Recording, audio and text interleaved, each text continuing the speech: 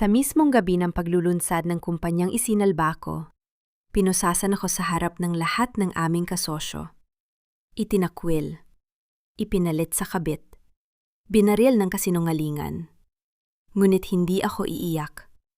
Ang bawat luhang pinigilan ko ay naging patalim na wawasak sa kanila. Hahayaan ko ba silang nakawin ang aking kumpanya at anak? Maghanda kayo. Dahil dito magsisimula ang inyong pagbagsak. Maingat kong pinupunasan ang kulay gintong panulat na iniregalo ng aking yumaong ama habang nakasuot ng marangyang bestida para sa gabi ng paglulunsad ng bagong proyekto ng Aragon Group. Ang kumpanyang ako mismo ang dahan-dahang nagsalba sa loob ng 10 taon. Isang mapayapang hapon sana ito sa aking opisina kung hindi ko lamang narinig ang boses mula sa katabing silid ng aking asawa. 5.3.1 Sims. Siguraduhin mong nakapirma si Marcela sa pag-amin bago matapos ang gabi, Leandro. Mariing wika ng aking biyenan na si Doña Remedios mula sa speakerphone ng telepono na naiwang bukas ang pinto ng opisina. Pagkatapos nating makuha ang kanyang $15 million trust fund, titiyakin nating mabulok siya sa kulungan. Habang si Viviana ang tatayong bagong kasosyo natin. Tila huminto ang ikot ng mundo. Ang gintong panulat na hawak ko ay biglang naging kasing bigat ng tingga. Walang luhang pumatak mula sa aking mga mata, walang sigaw na kumawala sa aking lalamunan. Ang init ng aking dugo ay biglang naglaho, napalitan ng isang malamig at matigas na yelo sa aking mga ugat.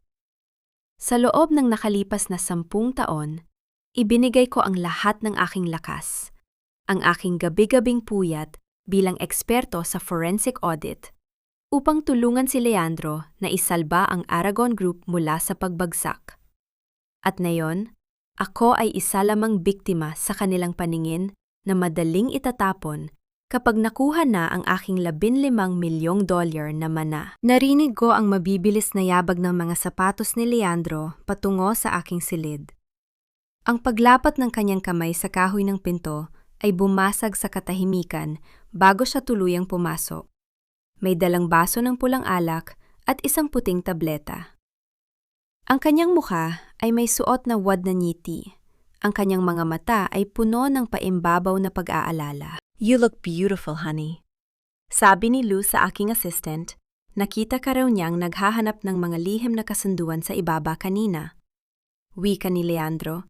Lumapit siya sa akin at hinahaplos ang aking buhok habang inaabot ang baso. "You shouldn't stress yourself before the launch, sweetheart. Let me handle the asset management papers tonight para makapagpahinga ka na. Inumin mo muna itong wine. It's our special blend. I know I've been busy, but everything I do is for us." Tumingin ako ng diretso sa kanyang mga mata, sapat na upang makita ang munting takot na nagdaan sa kanyang mukha bago niya ito mabilis na binalot ng kanyang matatamis na salita. 3.4.1 Walang anumang emosyon na gumalaw sa aking mukha. Ang aking boses ay nanatiling patag at walang panginginig. "Salamat, Leandro. Napakamaalalahanin mo." Malamig kong tugon. "Of course, sweetheart. We are partners in everything. Here, take your wine. Let's drink to our 10 years of marriage." Nakangiti niyang sagot habang inilalapit ang baso sa aking mga labi. Biglang nanginginig ang aking lihim na telepono sa loob ng aking bulsa. Isang banayad na ugong na hindi niya napansin dahil sa kanyang sariling pagmamadali. Lumingon si Leandro nang tumunog ang kanyang telepono sa mesa sa labas ko silid. "Wait, honey. I need to take this urgent call from the caterer." "Inumin mo na yan, ha?" Wika niya bago mabilis na tumalikod at lumabas ng silid. Nang tuluyang nang sumara ang pinto, walang pag-aalinlangan kong itinapon ang alak sa loob ng dambuhalang paso ng palm tree sa sulok ko balkonahe. Ang lupa ay mabilis na humigop sa alak na may halong matinding tableta ng pampatulog upang akalain nilang nawalan ako ng malay. Naupo ako sa harap ng aking lamesa. Pinuklat ang aking lihim na laptop na hindi nakakonekta sa network ng bahay at binuksan ang secure server ng aking kumpanya. Dumampi ang aking mga daliri sa keyboard nang walang anumang tunog. Wala na ang sela na nagmamahal ng walang tatanungin Ang bawat numero sa aking harapan ay naging kasandata na aking gagamitin upang protektahan ang aking sarili. Nakita ko ang guarantor document na binabanggit ni Remedios. Ang aking kumpanya ay nakalista na bilang guarantor sa 1 bilyong pisong utang ng pamilya Aragon na sadyang pinirmahan ni Leandro nang walang pahintulot ko. 4.2.5 Ginamit ko ang aking pansamantalang panulat na may lihim na naglalahong tinta. Isang bago at espesyal na chemical na sadyang inihanda ko na maglalaho ng walang bakas makalipas ang 24 na oras. Pinirmahan ko ang dokumento gamit ang aking binagong pirma na otomatiko ring magpapawalang bisa sa kasunduan dahil sa kawalan ng aking lihim na tuldok sa ilalim ko unang titik. Kasabay nito, ginawa ko ang huling paglipat ng aking pondo patungo sa isang secure offshore trust upang i-freeze ang kumpanya. Habang naghihintay ng kanyang pagbabalik, narinig ko ang pamilyar na pagpihit ng pinto. Pumasok si Loz, ang aking kapatid, dala ang bagong plansang mga damit ng aking anibersaryo. Nanginginig ang kanyang mga kamay habang inilalagay ang mga ito sa cabinet. Iniiwasan niyang tumingin sa aking direksyon. Loz, tawag ko sa kanya. Ang aking boses ay walang galit, ngunit puno ng otoridad na nagpatigil sa kanyang paggalaw. Opo, Ate Sela, sagot niya. Nakayuko at mahigpit na pinipiga ang kanyang apron. Sabi ni Leandro, nakita mo raw akong kinukuha ang mga lumang dokumento sa library kanina. Totoo ba? Ate Sela, kasi nakita ko po na hindi niya matapos ang kanyang sasabihin. Ang kanyang mukha ay namumutla sa ilalim ng liwanag ko bumbilya. Alam nating dalawa na hindi ko binuksan ang library kanina, Luz. Sino ang nag-utos sa'yo na sabihin yon? Lumuhod si Luz sa aking harapan. Ang aking mga luha ay mabilis na pumatak sa sahig. Ate Sela, patawarin ninyo po ako. Si Doña Remedios po, tinatakot niya ako tungkol sa aking mga utang. Sila ang may-ari ng lihim na kasino kung saan ako nalugi.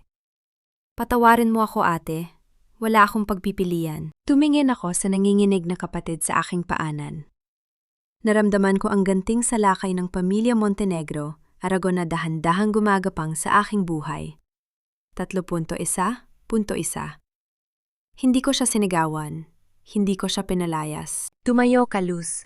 Malumani kong utos. Huwag nang umiyak habang tinutulungan siyang tumayo.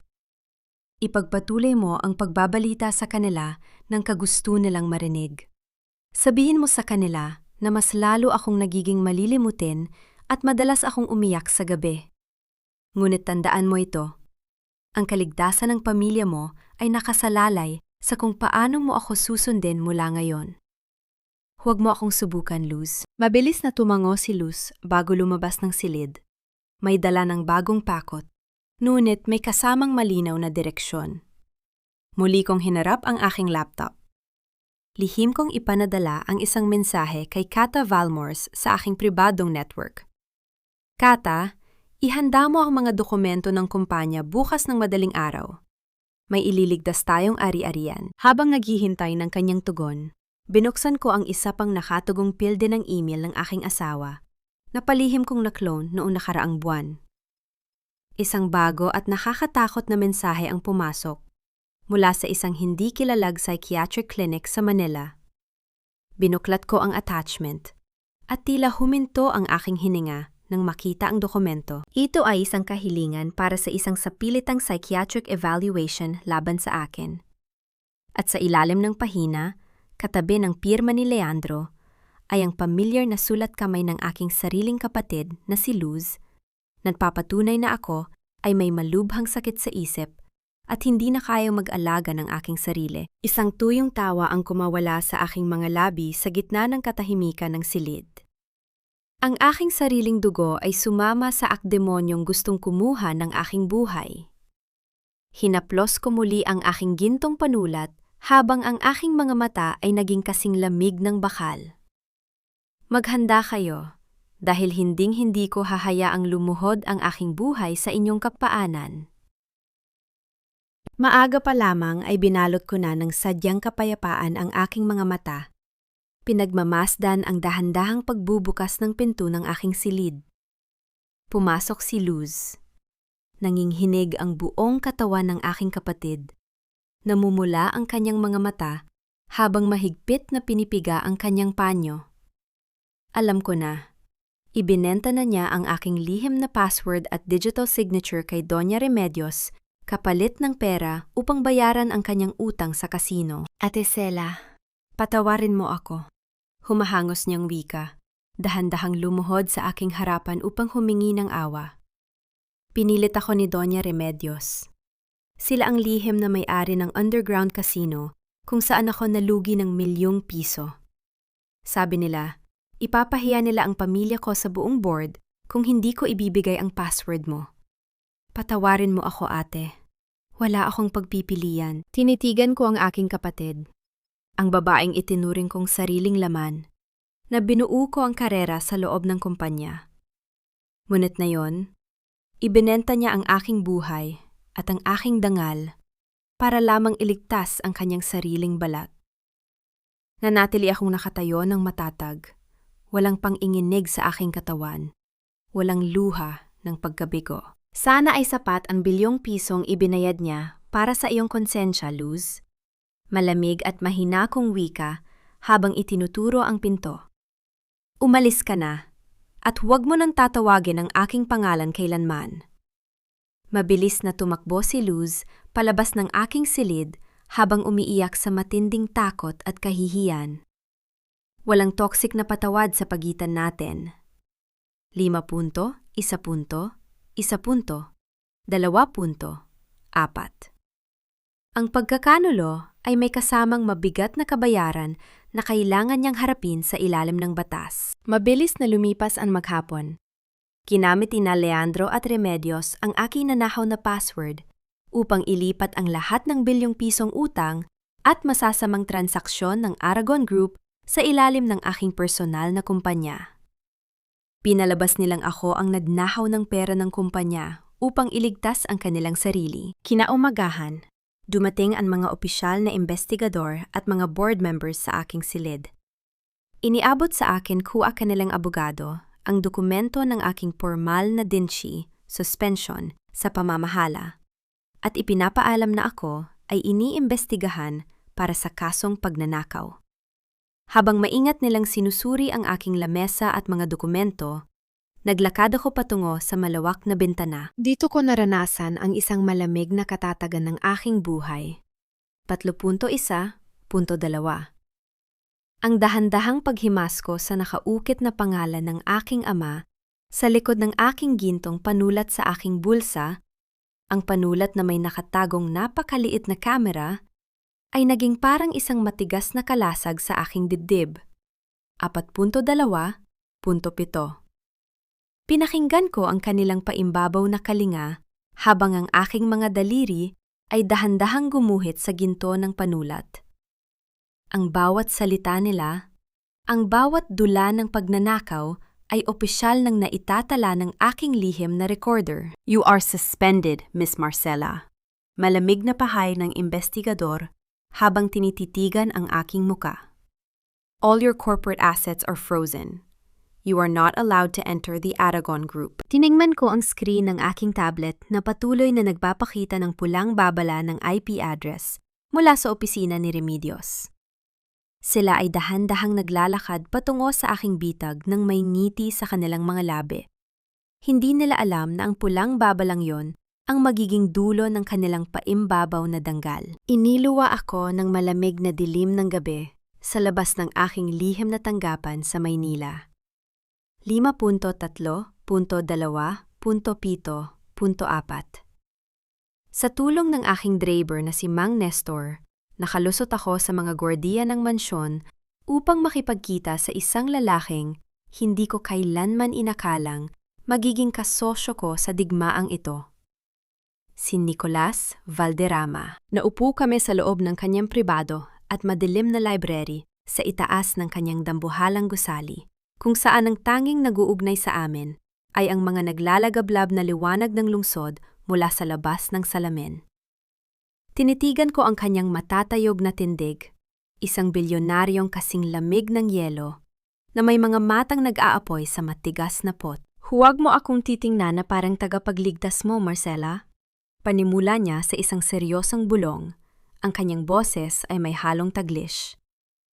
My wife Viviana is sleeping with your husband Leandro to siphon my family's legacy. Gagamitin kita upang tapusin ang pagganti ko, and in return, you get the legal authority of the Valderrama Group to audit their joint accounts. Let's sign a contract marriage. Tumingin ako sa kanya nang walang pag-aalinlangan. Sa halip na matakot o masaktan sa kanyang brutal na katapatan, naramdaman ko ang isang malalim na paghanga.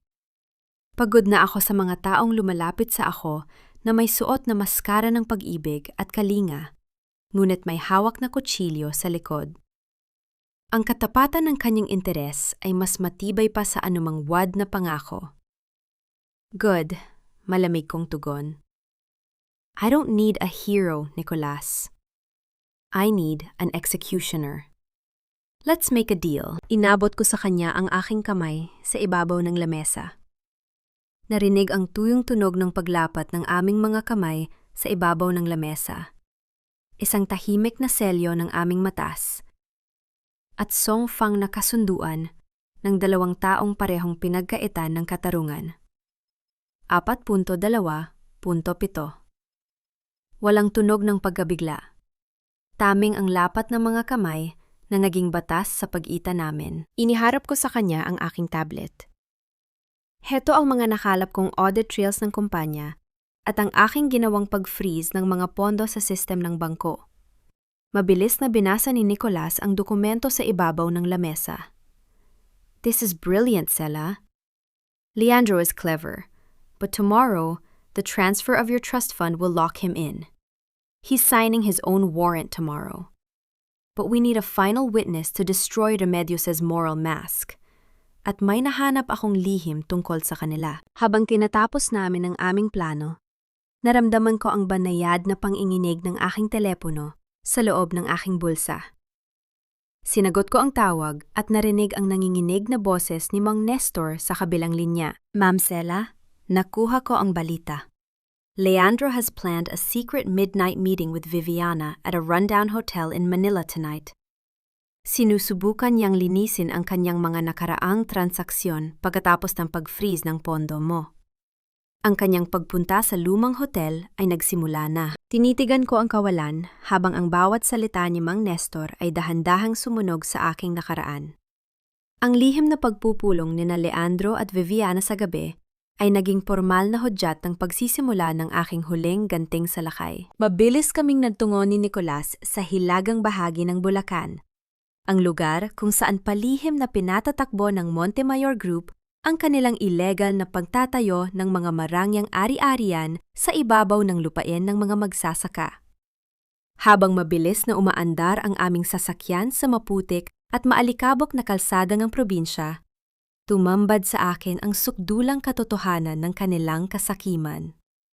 Ang mga pamilya ng mga magsasaka ay nakatira sa mga tagpi-tagping barong-barong sa gilid ng daan, pinalayas ng walang awang kabayaran, habang ang kanilang retirements at relocation funds ay binuwal at palihim na ibinaon sa mga kumpanya ni Remedios. Naramdaman ko ang marahang paghawak ng magaspang at nanginginig na kamay ng isang matandang magsasaka sa aking kamay nang dahan-dahan kaming huminto sa gilid ng kalsada upang magtanong.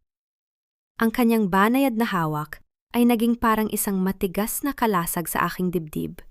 Nagpapasalamat sa munting pag-asa na ibinigay ko sa kanila sa gitna ng kanilang mahabang pighati. Walang tunog ng pagkabigla. Tanging ang lapat ng kanyang mga daliri na naging formal na pangako sa aking puso na hinding-hindi ko hahayaang manalo ang mga demonyo. Bumalik kami sa Manila upang harapin si Cata Valmores, ang abogadong anak sa labas ng pamilya Alcazar. Inilapag ko sa kanyang lamesa ang mga orihinal na kasunduan ng lupa sa Bulacan at ang mga dokumento ng pagnanahaw sa pension funds ng mga magsasaka. Tignan mo ito, Kata, malamig kong wika habang itinuturo ang aking pirma na sadyang palsipikado ng pamilya mo. Ang pamilya mo ang mga Alcazar, ay ginagamit ang legal firm mo upang gawing legal ang pagnanakaw ng lupa. You are just a legal shield to them. Nanigas si Kata habang binabasa ang bawat talata ng dokumento, nanginginig ang kanyang mga daliri sa tindi ng gulat at kahihiyan. Ang kanyang pangarap na gamitin ang kasong ito upang makuha ang kanyang paimbabaw na mana ay tuluyan ng natunaw nang makita ang subdulang korupsyon ng kanyang sariling ama. I don't need your emotional breakdown, Kata, patagong pananalita. If you want to fight for your mother's honor, do not protect their stolen empire. Ibigay mo ang lahat ng ebidensyang ito sa federal na prosecutor. Itayo mo ang dangal na mga manggagawa, hindi ang kasakiman ng pamilya mo. Tumingala si Kata, dahan-dahang napalitan ng matigas na katinuan ang tighati sa kanyang mga mata. Mabilis nang tinanggap ang folder. You're right, Sela. Hinding-hindi ko hahayaang gamitin nila ako. I will hand over everything to the prosecutor. Habang tinatapos namin ang aming kasunduan, naramdaman ko ang banayad na panginginig ng aking lihim na telepono sa loob ng aking bulsa. Sinagot ko ang tawag at narinig ang nagmamadaling boses ni Mang Nestor. Ma'am Sela, nakuha ko ang balita. Viviana Alcázar was seen hastily leaving her apartment carrying a heavy leather bag. She is heading directly towards her private office. May balak siyang makipagkasundo sa'yo? Tinitigan ko ang screen habang ang anino ng papalapit na tsotse ni Viviana ay dahan-dahang gumuhit sa aking isipan, tila isang bagong simula na naghihintay sa anino. Bumalik kami ni Kata Valmores sa aking lihim na tanggapan sa Maynila sa ilalim ng proteksyon ng gabi. Umupo si Kata sa tapat ng aking lamesa. Ang kanyang matatayog na tindig ay suot ang isang matikas na itim na Amerikana. Ang kanyang mga mata ay nag-aapoy sa matinding lamig. Huwag mo akong titingnan na parang kapatid mo, Sela. Panimula ng abogada sa isang seryosong bulong. Ang kanyang boses ay may halong paglish. Alcázar is my family too, but they treated my mother like garbage. Itinapon kami sa lansangan habang si Viviana ay nagpapakasasa sa yaman ng asawa niya. I want my inheritance, and I want to destroy Doña Remedios. Gagamitin kita upang makuha ang bahagi ko. We are business partners here. Nothing more, nothing less. Tumingin ako sa kanya ng walang pag-aalinlangan. Sa halip na matakot o masaktan sa kanyang brutal na katapatan, naramdaman ko ang isang malalim na paghanga. Pagod na ako sa mga taong lumalapit sa ako na may suot na maskara ng pag-ibig at kalinga, ngunit may hawak na kutsilyo sa likod. Ang katapatan ng kanyang interes ay mas matibay pa sa anumang wad na pangako. Good, malamig kong tugon. I don't need family affection, Kata. I need an executioner. Let's make a deal. Inabot ko sa kanya ang aking kamay sa ibabaw ng lamesa. Narinig ang tuyong tunog ng paglapat ng aming mga kamay sa ibabaw ng lamesa. Isang tahimik na selyo ng aming matas at songfang na kasunduan ng dalawang babaeng parehong pinagkaitan ng katarungan. 4.2.7 Walang tunog ng pagkabigla. Taming ang lapat ng mga kamay na naging batas sa pagitan namin. Narinig ko ang dahan-dahang pagpihit ng hawakan ng pinto ng opisina mula sa labas. Mabilis na lumusot si Kata sa likod ng kortina upang magtago. Pumasok si Viviana Alcázar. Basang-basa ng pawis ang kanyang muka, nanginginig ang buong katawan habang inilalapag sa aking harapan ang isang itim na katad na bag. Sela, hindi ko na kaya. Palahaw niya habang umiiyak nang marahas sa tindi ng takot. Heto ang lahat ng orihinal na kasunduan at mga transaksyon ng Aragon Group. Leandro is planning to blame everything on me. Nakita ko ang mga papeles na ginagawa niya, kung saan ako ang lalabas na nag-utos ng lahat ng paglipat ng pondo patungo sa Tatlong Rosas upang iligtas ang sarili niya. Tinitigan ko ang aking dating kaibigan, ang babaeng katuwang ni Leandro, nang nahawin nila ang aking buhay. Nanatili akong nakatayo ng matatag. Hindi ko kayang burahin ang mga kasalanan mo, Viviana. Malamig kong pananalita, wag nang humagulgol, habang idinidiin ko ang aking mga kamay sa ibabaw ng lamesa. Katuwang kanya nang nakawin ninyo ang aking buhay.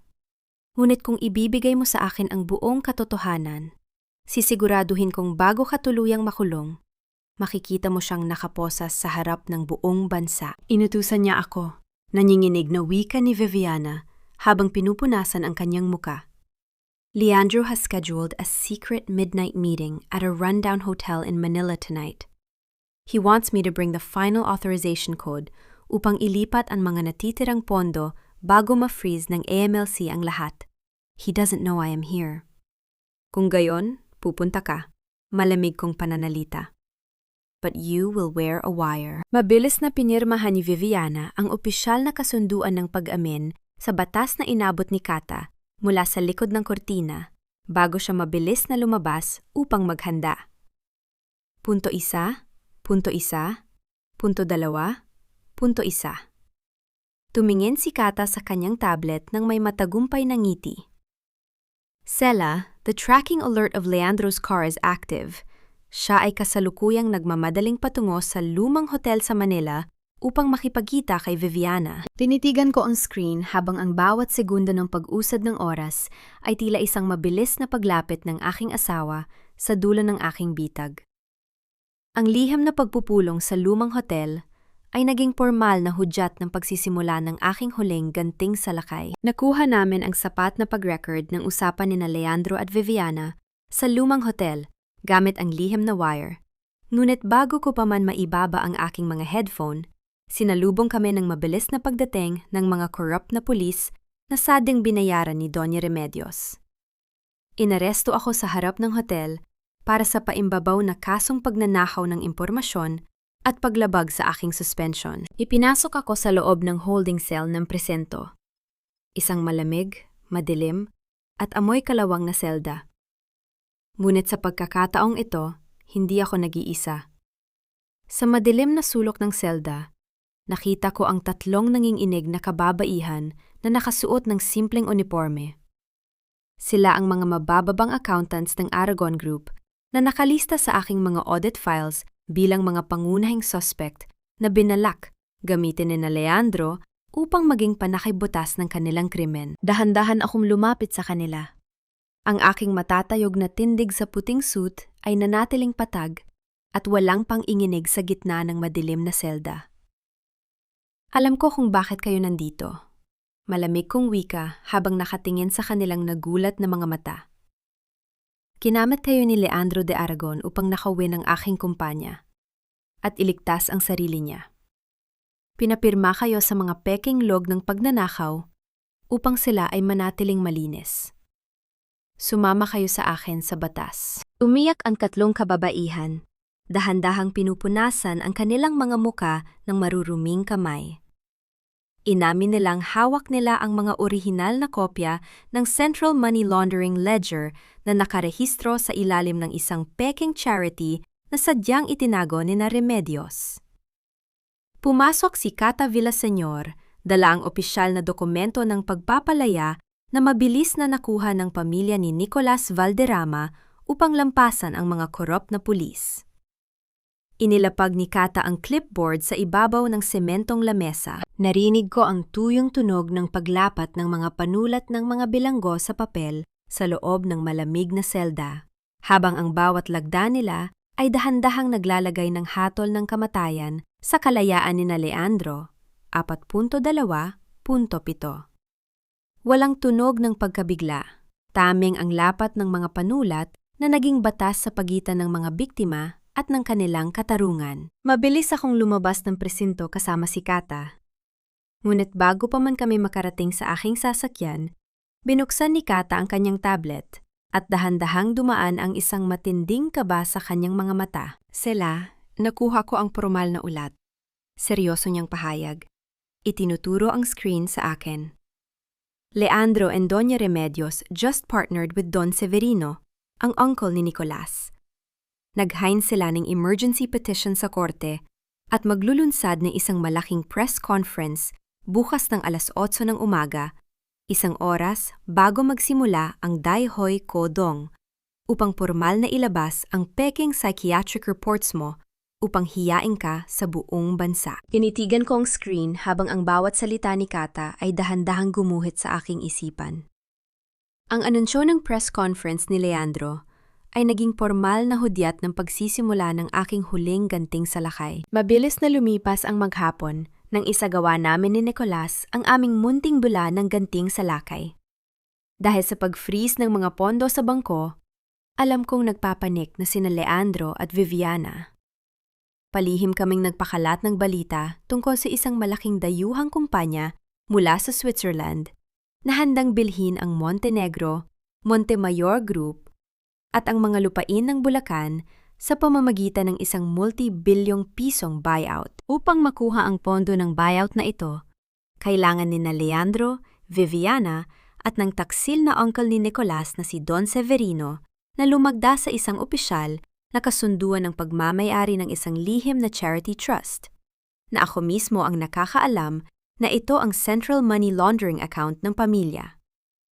Sa pamamagitan ng nakatagong kamera sa loob ng isang marangyang boardroom sa Makati, pinanood ko silang tatlo sa screen ng aking tablet. Nakatayo si Leandro, kasama si Viviana, na suot ang kanyang karaniwang mapagmataas na muka, habang si Don Severino ay mayabang na inilalatag ang mga kasunduan sa mesa.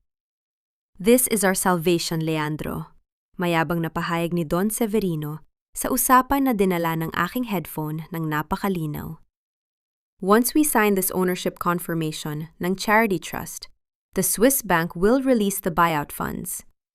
Makakawala na tayo sa ginoong pag-freeze ng asawa mo." Mabilis nilang kinuha ang panulat at dahan-dahang idinikit ang tinta sa ibabaw ng kasunduan. Hindi nila alam na ang bawat ladda nila sa papel na iyon ay nagpapatunay na sila ang active controllers ng laundered funds. Dito ko naranasan ang isang malamig na kapayapaan ng aking buhay. 3.1.2. Ang marahang pag-inom ko ng mainit na tsaa mula sa aking thermos habang pinapanood ko siyang nakangiting pinapirmahan ang kanyang sariling hatol lang bitay sa screen, ay naging parang isang matigas na kalasag sa aking dibdib. 4.2.7. Ang kanilang mga kamay ay matatag, walang anumang hinala na sila mismo ang dahan-dahang naglalagay ng posas sa kanilang sariling mga pulso. Nakuha natin ang mga pirma, Sela. Nakangiting bulong ni Kata habang mabilis na isineselyo ang digital audit log. "This is open court perjury." Hindi na sila magagawang iligtas ni Judge Alcantara. Ngunit bago pa man kami makapagdiwang, naramdaman ko ang banayad na panginginig ng aking lihim na telepono sa bulsa. Sinagot ko ang tawag at narinig ang nagmamadaling boses ni Mang Nestor sa kabilang linya. "Ma'am Sela, nakuha ko ang balita. Ginamit ni Doña Teodora ang kapangyarihan ni Judge Alcantara upang magbaba ng isang emergency psychiatric detention warrant laban sa iyo. May ilang sasakyan ng pulis at mga gwardiya ng Montemayor na kasalukuyang pumapaligid sa aming opisina. Sasalakayin nila tayo upang ipasok ka sa sanatoryo ngayong gabi bago magsimula ang Daihoy Kodong bukas." Narinig ko ang papalapit at banyayad na tunog ng sirena ng mga pulis mula sa labas ng kalsada. Dahan-dahang dinala ng gabi ang huling digmaan ng aking buhay. Narinig ko ang mabibilis na yabag ng mga sapatos ni Leandro patungo sa aking silid. Ang paglapat ko kanyang kamay sa kahoy ng pinto ay bumasag sa katahimikan bago siya tuluyang pumasok. May dalang baso ng gatas at isang puting tableta. Ang kanyang mukha ay may suot na huwad na ngiti. Ang kanyang mga mata ay puno ng paimbabaw na pag-aalala. "Sela, honey, you need to sign these bank restructuring papers." Wika niya. Ang bawat salita niya ay dahan-dahang dinala ng paimbabaw na kalinga.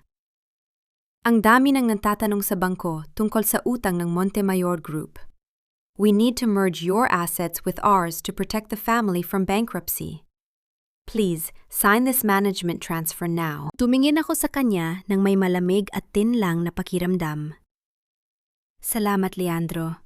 Napakamaalalahanin mo." Malamig kong wika habang itinuturo ang aking gintong panulat na may nakatagong napakaliit na kamera. "I will sign it, para sa kapayapaan natin." Ngunit bago ko pa idikit ang tinta sa papel, Biglang nayanig ang dambuhalang pinto ng mansyon sa ibaba nang puwersahan itong buksan ng mga pulis. Pumasok ang sheriff ng korte kasama ang mga gwardiya ni Teodora. Hawak niya ang isang opisyal na kasunduan ng pagdakip na sadyang inihanda ng kanilang bayarang hukom. Miss Marcela de los Reyes, we have a warrant signed by the court based on Doña Teodora's medical petition. Malamig na pahayag ng sheriff habang tinititigan ng aking muka. You must come with us to the San Jose Sanitarium immediately. Akmang haharang si Cata Villaseñor mula sa likod ko upang ipresenta ang aming mga papeles ng counter-injunction. Ngunit mabilis ko siyang pinigilan gamit ang banayad na hudyat ng aking kamay. Tumingin ako kay Leandro na nakatayo sa aking tabi, suot ang kanyang mapanlinlang ng ngiti ng tagumpay. Lumapit ako sa kanyang gilid, sapat lamang upang marinig niya ang aking malamig na bulong na kasing lamig ng yelo.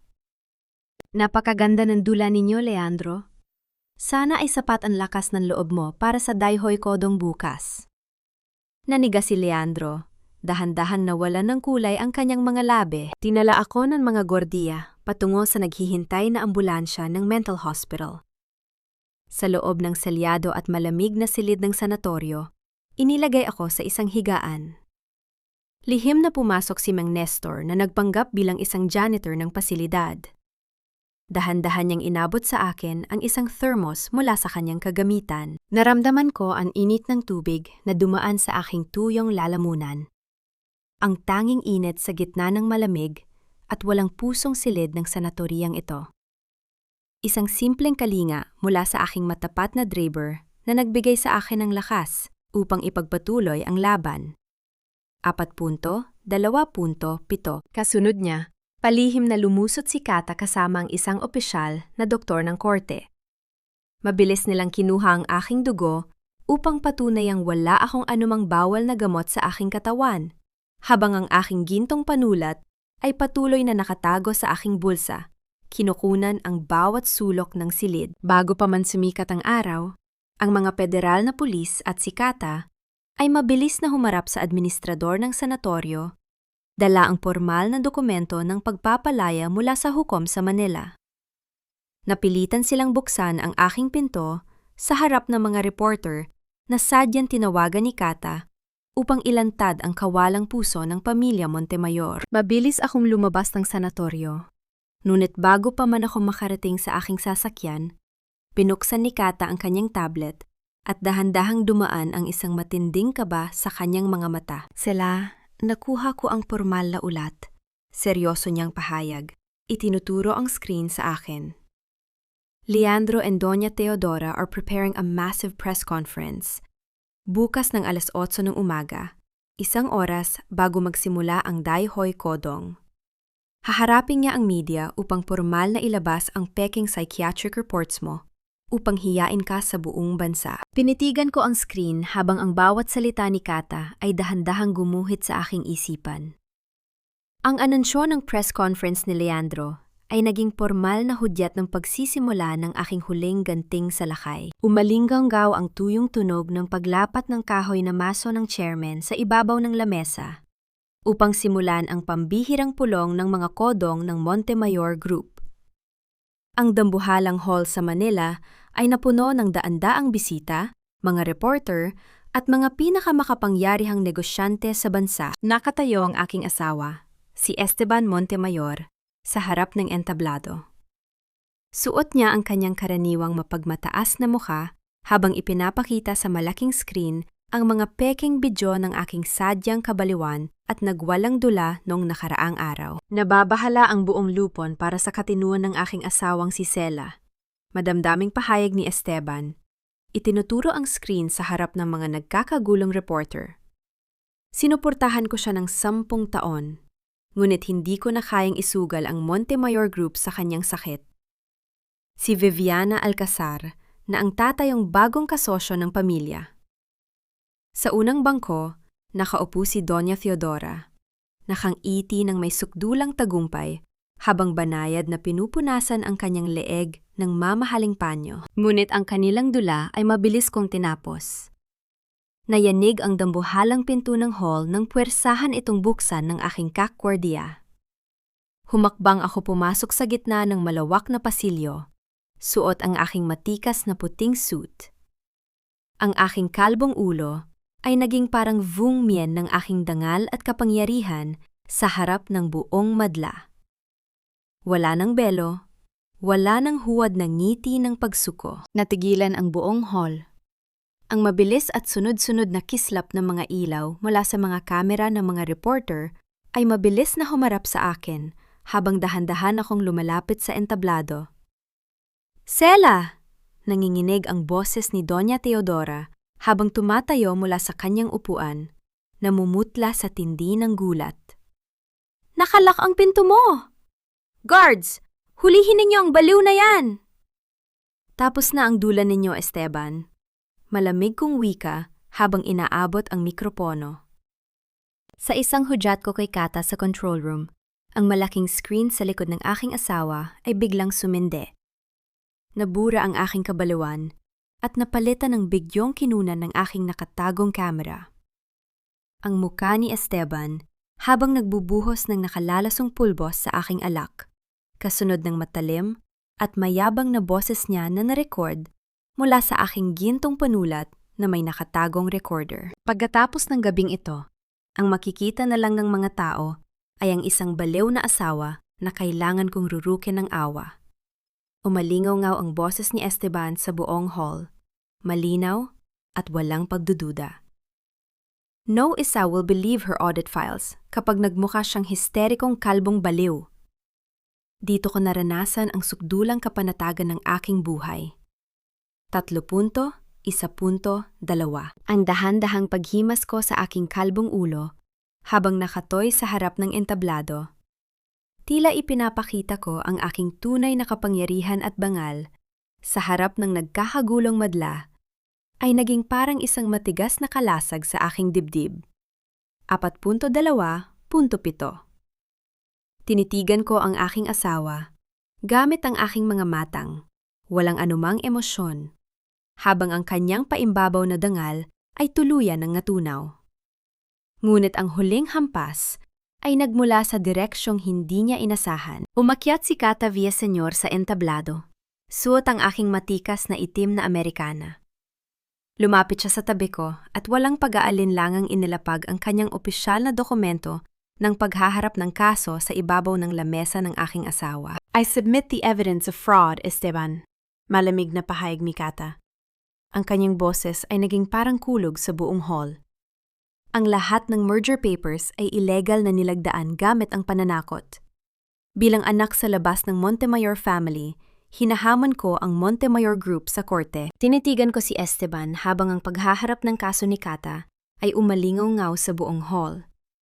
Ang dula ng pamilya Montemayor ay tuluyan ng gumuho at si Esteban mismo ang naghukay ng sarili niyang libingan sa harap ng buong bansa. Hinarap ko si Esteban sa gitna ng entablado habang ang buong bulwagan ng mga kodong ay nababalot ng matinding kaguluhan. Akma siyang lalapit upang bawiin ang aking mikropono, ngunit mabilis ko siyang inunahan.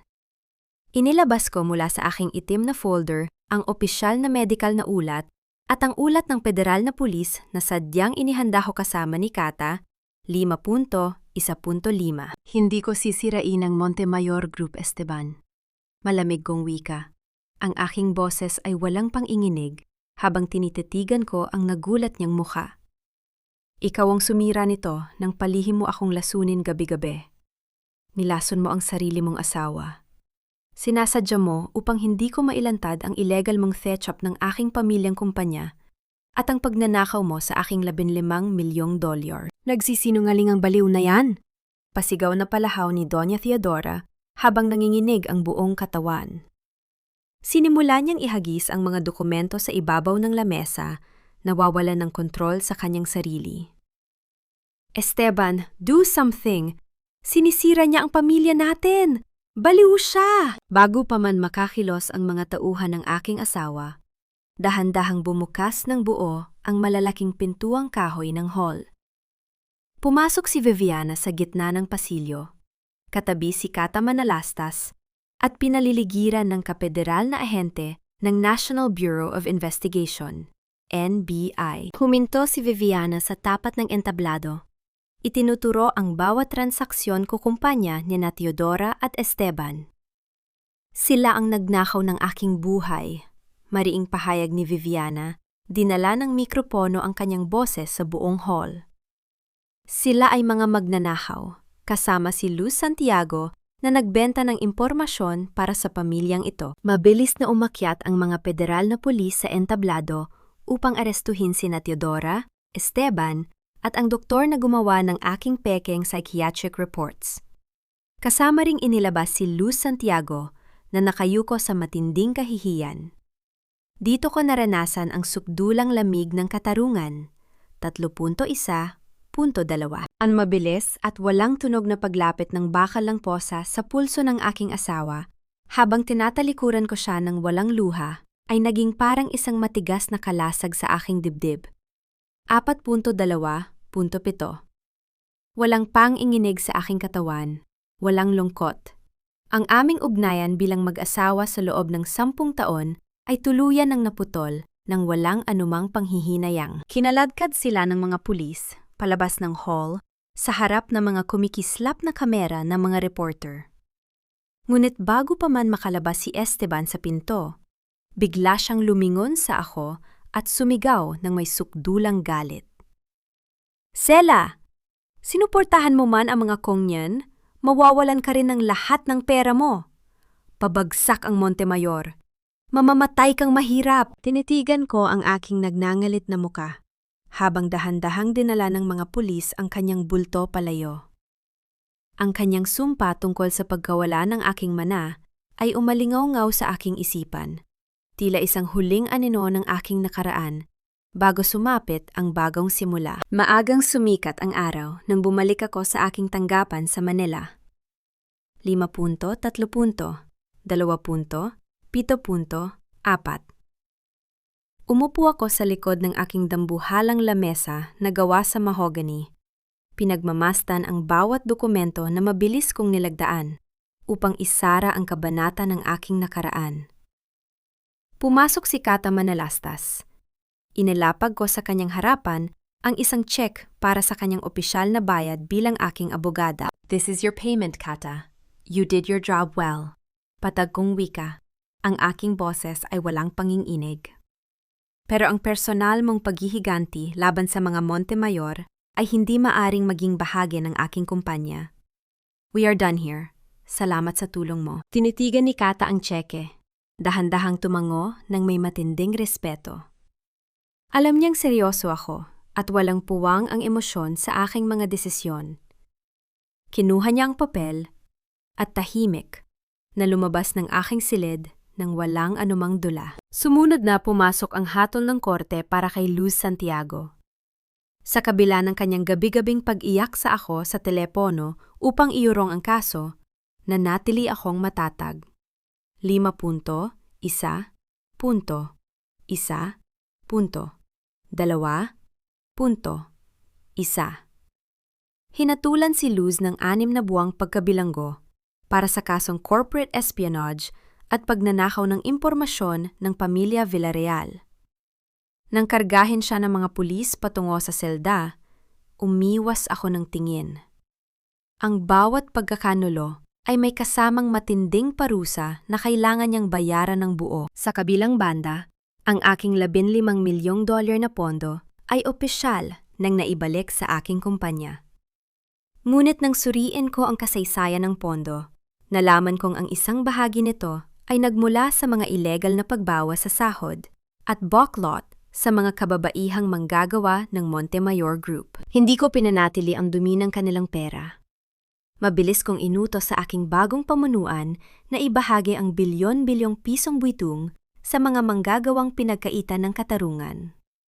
Ang natitirang bahagi ng pondo ay opisyal kong itinaguyod bilang Lakas ni Marcela, isang network na nagbibigay ng legal at pinansyal na proteksyon para sa kababaihang biktima ng bawluk at kontrol ng kanilang kag-asawa. Kinahapunan, nagtungo ako sa sapa sa likod ng aking harden sa Tagaytay. Hinubad ko ang aking mamahaling singsing ng kasal na may dambuhalang diamante. Dito ko naranasan ang isang malamig na kapayapaan. Ang marahang paghimas ko sa aking daliri na wala ng suot na singsing ay nagbigay sa ako ng pakiramdam ng tunay at malinis na kalayaan. Walang bakas ng sheo. Walang bakas ng dumi ng kanilang pagmamahal. Itinapon ko ang singsing sa gitna ng sapa. Narinig ko ang mahinang paglapat ng ginto sa ibabaw ng malalim na tubig bago ito tuluyang lumubog at naglaho sa ilalim ng madilim na ilog nang walang anumang panghihinayang. Pagbalik ko sa aking tanggapan sa Manila, may isang bagay na pumukaw sa aking pansin. Sa ibabaw ng aking lamesa, nakalapag ang isang plain, white envelope. Ayon sa aking sekretarya, ang sobreng ito ay palihim na iniwan ng abogado ni Doña Teodora bago siya tuluyang ipasok sa bilangguan ng Maynila. Ito ay naglalaman ng huling lihim ng pamilya Montemayor. 3 taon ang mabilis na lumipas. Nakatayo ako sa harap ng dambuhala at makabagong salaming gusali ng lakas ni Marcela sa Maynila, ang aking kumpanya at pundasyon na naglalayong magbigay ng pagsusuring pinansyal, legal na proteksyon, at kanlungan para sa mga kababaihang biktima ng pananakot at pang-aabuso ng kanilang mga asawa. Ang kumpanya ng aking pamilya, ang pamilya Villarreal, ay mas lalong lumakas at lumago nang may matatag na danggal. Sinalubong ko si Kata Manalasta sa balkonahe ng aking tanggapan. Hawak niya ang kanyang tablet, nakangiting binabasa ang mga ulat ng tagumpay ng aming mga tinutulungang kababaihan na dating biktima ng panlilinlang ng pamilya Montemayor. Inilabas ko mula sa aking bulsa ang puting sobre na iniwan ni Doña Teodora 3 taon na ang nakalilipas. Hindi ko ito kailanman binuksan. Walang halaga sa akin kung anong pagsisisi, paimbabaw na kalinga o manipulatibong dahilan ang nakasulat sa loob nito. Walang alinlangan ko itong inilagay sa ibabaw kung maliit na mangkok ng luwad, kung saan dahan-dahang kinain ng init at marahang liyab ng apoy ang puting papel. Hanggang sa tuluyan itong maging abo na nilipad ng hangin ng walang bakas. Tinanong ako kung pinatawad ko na ba sila. 5.3.2.8. Numiti ako ng bahagya habang pinapanood ang abo na naglalaho. Ang tunay na pagpapatawad ay hindi ang pagtanggap sa kanilang karumihan, kundi ang tuluyang paglimot sa kanilang presensya sa aking buhay. Ang aking kapayapaan ay hindi nakasalalay sa kanilang paghingi ng tawad o pagsisisi. Si Esteban at Doña Teodora ngayon ay mga bilang na lamang sa rehistro ng bilangguan ng Maynila. Sila ay bahagi ng isang madilim na gabi na hindi ko na kailanman babalikan. Sa ibaba ng balkonahe, sa malawak at luntiang damuhan, nakita ko ang mga kababaihang dating manggagawa ng Montemayor Group na pinagkaitan ng katarungan. 5.3.2.8. Sila ngayon ay nakadamit ng pormal bilang mga matitigas na advocates ng aming foundation. Masayang naghahanda para sa aming bagong pagpupulong. Dito ko naranasan ang tunay na lakas ng pagkakaisa. Ang marahang paghawak ng mga nakaligtas na kababaihan sa aking kamay sa harap ng bagong gusali ay naging parang isang tahimik na pagpupugay ng mga bagong simula. Ang aming mga palad ay nagtagpo ng may init ng katatagan. Isang patunay na kami ay nakabangon mula sa aming sariling pighati. 4.2.7. Isang reporter mula sa lokal na telebisyong balita ang lumapit sa akin para sa isang formal na panayam. Tumingin ako ng diretso sa lente ng kanyang kamera. Ang aking boses ay nanatiling patag, kalmado, at puno ng matigas na paninindigan. Ang halaga ng babae ay hindi nakasalalay sa buhok, kasal, o sa pagkilala ng iba. Wika ko sa harap ng buong bansa. Kapag may lakas kang lumaban gamit ang katotohanan, wala nang makakagamit ng pag-ibig o pamilya upang kulungin ka. Tumayo kayo, hawakan ang inyong sariling lakas, at protektahan ang inyong bukas. Naglakad ako pabalik sa aking tanggapan. Huwag nang mabalisa habang ang sikat ng araw ay tuluyang bumalot sa aming bagong simula. Wala nang takot, wala nang lason ng mga wad na pangako. Kami ay ganap ng malaya.